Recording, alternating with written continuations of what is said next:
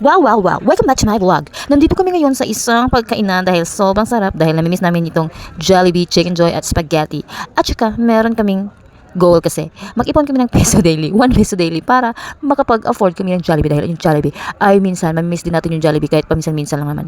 Masama ito kapag araw-araw dahil yung iba, araw-araw kumain ito, may sakit sila kaya bawal siya sa araw-araw. Pero ito, paminsan-minsan lang naman. Kahit once a year or twice a year or 3 times a year or 1 times in a 2 months. You know what I mean, guys. To my English followers, this is the Filipino favorite food, the spaghetti and the chicken joy and the rice. You know, all Filipino will love this food and ever, this is the very delicious food you've ever tasted because babalik-balikan nyo talaga dahil sobrang sarap talaga ng Jollibee foods, guys. Dahil ito nga sobrang sarap.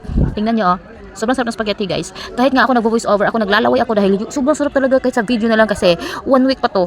After ko nag-voice over, 1 week pa to na video na to. Tapos naglalaway pa rin ako dahil sobrang sarap talaga, guys. O tingnan nyo nga, guys, o yung crispiness niya, guys.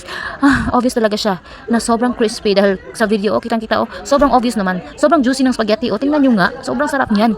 Nafe-feel nyo ba yung nafe-feel ko, guys? Naglalaway ako, guys. So ikaw hindi ka naglalaway. Comment down below kung hindi ka naglalaway. Believe na believe ako sa'yo. Tingnan nyo, sobrang sarap niyan. Pero imagine warning ito. Huwag nyo araw-arawin to. Kahit marami kang pera, huwag kang mag-araw-araw kumain ito dahil masama talaga to sa katawan mo, okay? Yes, guys. Bini-video ko lang to, bina-vlog ko to para maglaway kayo dahil para pumunta din kayo ng Jollibee dahil sobrang sarap ng Jollibee. At mag-ipon kayo ng peso daily para maka-afford, okay?